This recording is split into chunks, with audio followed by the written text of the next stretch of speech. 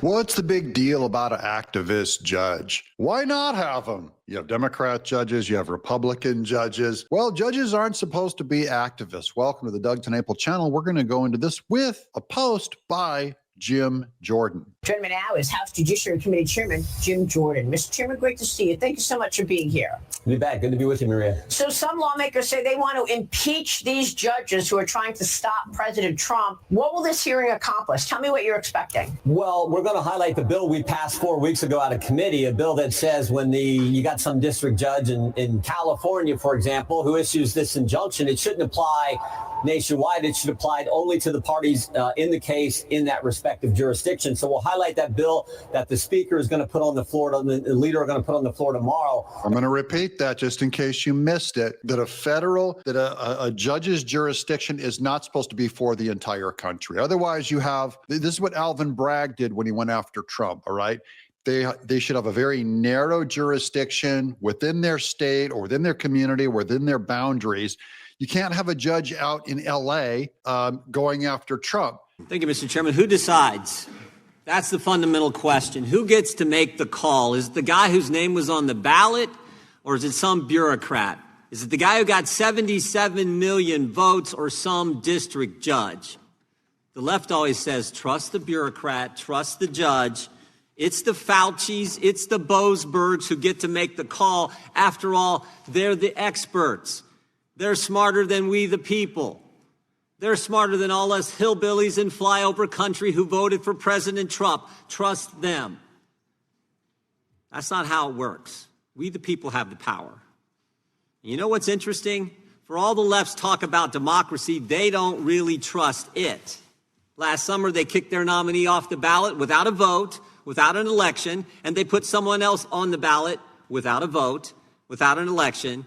So, of course, they like some judge issuing orders or injunctions that stop the head of the executive branch from doing what he said he was going to do when he ran for the job and when the American people elected him. Think about it. Here in D.C., an elected judge thinks she's better equipped to determine military readiness than the commander-in-chief. An unelected judge in California thinks he gets to decide how many probationary employees work in the executive branch, not the guy who was elected to run the executive branch. Another unelected federal district judge here in D.C. thinks he gets to decide how long illegal gang member terrorists stay in our country, not the president, not the commander-in-chief. And now that same judge gets randomly assigned the Hegseth case, and he'll get to determine who the Secretary of Defense can talk to and how he has to do it, not the president. I think Americans see through this all. They know Representative Ice's legislation is exactly what's needed. They know who they elected, and they want him to make decisions that affect the executive branch, that affect our country. Because every judge in America could try to file an injunction on Trump, which Trump has had more injunctions filed on him than any other judge than any other president in the last 100 years. We're talking about this problem of rogue rulings. And, the Democrats, our colleagues here, they talk all about this so-called constitutional crisis that they see around every tree. They don't like President Trump's policies, and so that's their catchphrase they use for everything. But there really is a constitutional crisis that's developing. It's not the one that the Democrats claim, though. Listen to these numbers, and we've shared them before. 67% of all injunctions issued by district court judges against a president since the year 2000 were issued against one man, and his name's President Donald J. Trump. 92% of those injunctions against the president were issued by Democrat-appointed judges. There's a problem. I've mentioned before, I was a constitutional law litigator, routinely would run into judges that I would describe as activists, but it was much more rare than it is now, and it's a problem that has been noted needs to be addressed. Under the existing framework, one singular district court judge out of 677 of them, anywhere in America, can subvert the will of the duly elected president carrying out his constitutional duties. And they're doing that. And so we've got to step into this.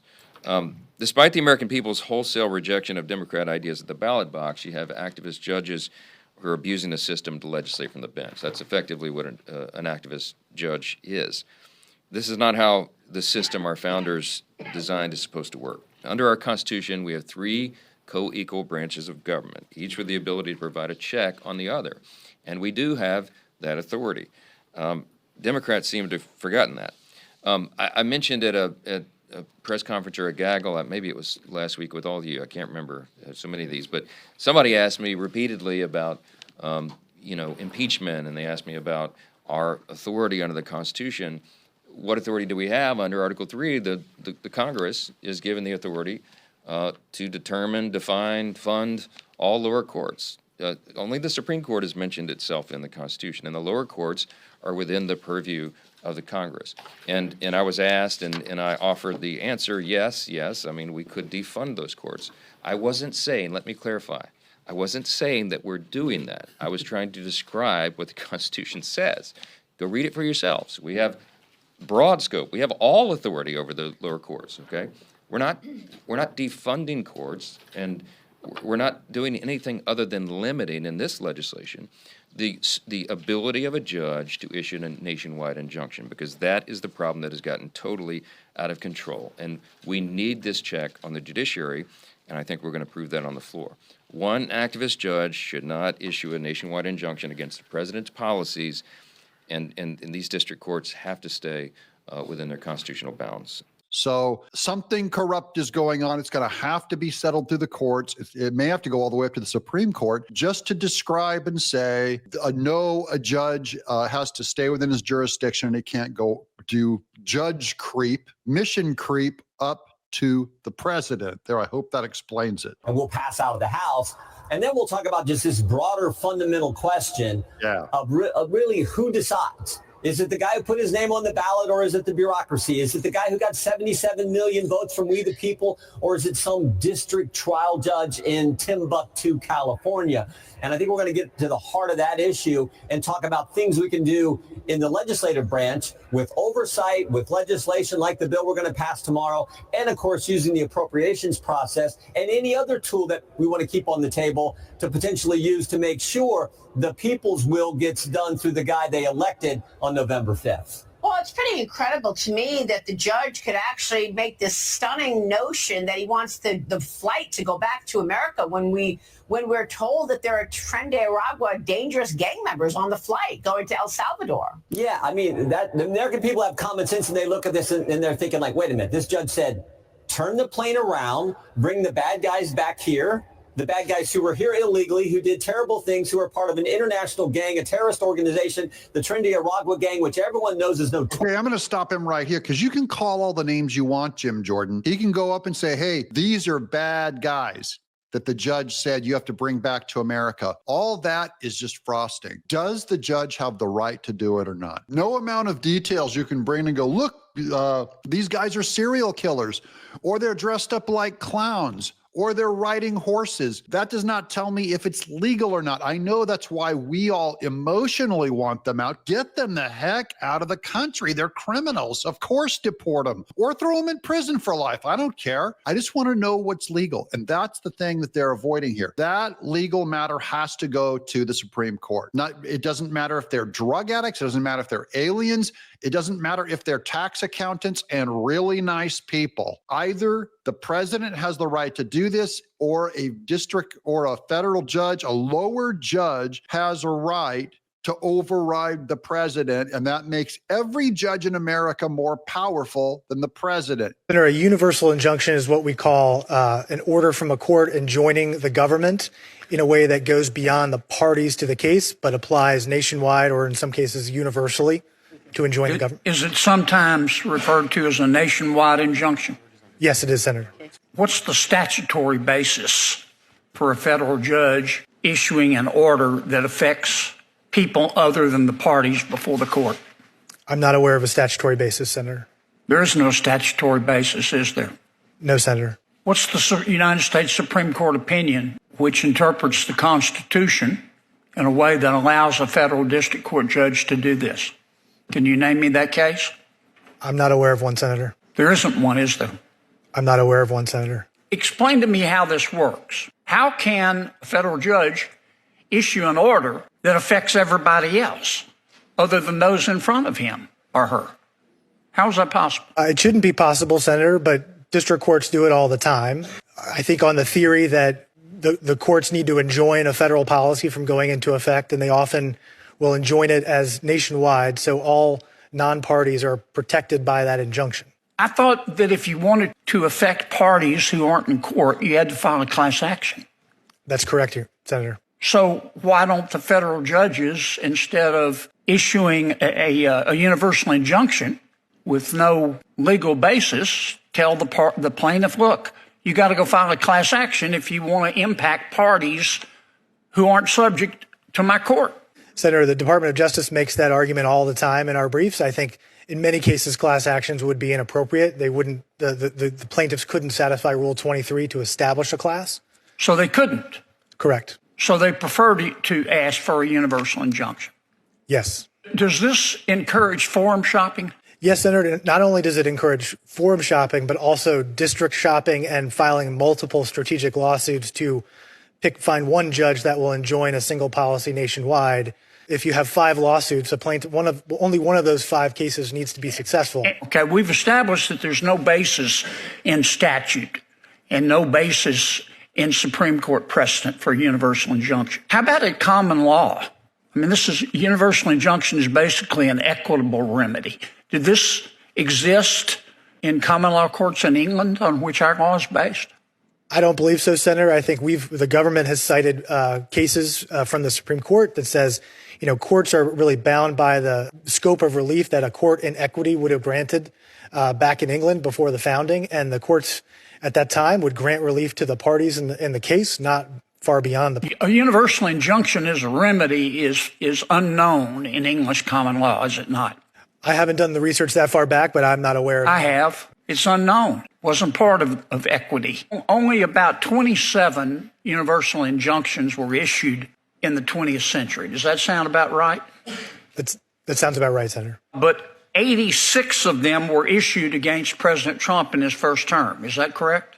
I don't know the specific number, but they were a high number. And so far in President Trump's second term, 30 universal injunctions have been issued against him. Have they not? Senator, I don't have a specific number, but that sounds about right. The universal injunction has become a weapon against the Trump administration, has it not? Yes. And tell me again in my last 10 seconds, tell me the basis for universal injunction in Article 3. I read Article 3, which defines judicial power. Where does it mention universal injunction? It does not, Senator. It says courts are to decide the case or controversy before them, which is based on the parties to the case. So the Congress could act and say, look, federal judges, you render a decision to a plaintiff or a defendant, but you can't impact people outside of your courtroom other than through a class action. That's why God created class actions, isn't it? Yes, Senator. That's the argument, and I hope Jim Jordan stays on that. So we're going to get into more of this swirl. Here is Tom Homan on these illegals that are being deported, and each of them are going to touch on this legal precedent. Who has the right, a judge or the president? And I'm not automatically saying it's the president. I'm saying run this through the courts. I want to hear the Supreme Court say that the president doesn't have the right over a judge, because that will be the Supreme Court overstepping the judicial boundary over the executive, over the president. That's what I want to hear. It's another activist judge making a stupid ruling. It just doesn't make sense. I've been around since 1984, Lawrence, and a TPS, temporary protected status, is never temporary. And President Trump is going to do his job by the rule of law. The law says temporary status. Once the conditions in that country they're from, once the conditions change, then people should be removed from the United States. It's only a temporary status. For instance, if there's a hurricane and it devastates a part of the country, we'll give them TPS until that country gets back on their feet.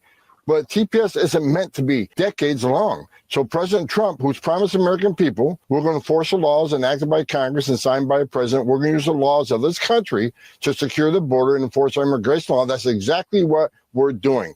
TPS needs to be temporary in nature. We need to follow the rule of law and not some advice from an activist judge who makes a foolish ruling, not based on law, but based on opinion. If you look at that decision, it's based on opinion, not the rule of law, and that's what we need to get back to. So look, we'll litigate it and we'll appeal it and we'll win. Good. Let's do that. Litigate it, appeal it, and win. Good plan, Thomas Homan, and good plan, Trump. You got to win this, guys. Legal, fair and square in the courts. Okay, here's more on the activist judges with Brett Baer. See, but guys, this is going to be so cool. By the end of this episode, I might be dumb at the beginning of the episode, but by the end of the episode, we'll all know this case inside and out. That's why I put this one together to help familiarize us with what the actual argument, what is the big deal. And notice I'm not taking a side. I'm letting them tell us that this thing has to go to court. Brett Baer. Activist judges who oppose President Trump or exceed their jurisdiction. This week, both the House and the Senate are looking at ways to mitigate that trend. We've seen a lot of it. Senior congressional correspondent Chad Pergram shows us how tonight. Republicans raging. These judges, are exceeding their powers beyond belief. The GOP accusing judges of stretching their jurisdiction, issuing nationwide injunctions. Yes, they have their constitutional powers, but not superior to the President of the United States nor the Congress. House and Senate Republicans writing bills to limit the reach of these rulings. Universal injunctions have become a favorite tool of those seeking to obstruct President Trump's agenda. Known as the Democrats, it hasn't been done before. This is a brand new tactic. They see it getting traction, and what works gets repeated. They're going, we can gum up Trump. So now every single judge that's a Democrat, all Democrat appointed, not one Republican, are just going to start launching these things saying you can't turn those people around. You cannot deport citizens. You can't do this. You can't do that. They're going to stop everything with their judicial powers, called judicial overreach, but overreach is an opinion. It's also their opinion that they can do this. That's why it has to be settled in a court. It's going to have to go to the Supreme Court of the land. It's going to have to tell us what the law says and means. Hopefully it's going to send a message to these rogue judges. Democrats call this bullying. Part of this effort is to put in the judge's mind, whatever judge it is. Not whatever judge it is, Democrat judges. You criminal. It's Steny Hoyer. Look, he's a Democrat. I don't even have to see that he's from Maryland to know that he's a criminal. In conclusion, the Democrat idea of judicial overreach, it's not fair. The courts stop laws that break the Constitution. That's their goal, is to stop laws that break it. That's their job. It's not supposed to be a power grab by Democrats. Democrats don't like it when courts block their plans, but they like it when the courts stopped others. The judges are supposed to protect our rules, not just one side. This is where the happy patriots are. I'm Doug TeNapel, and you're in exile.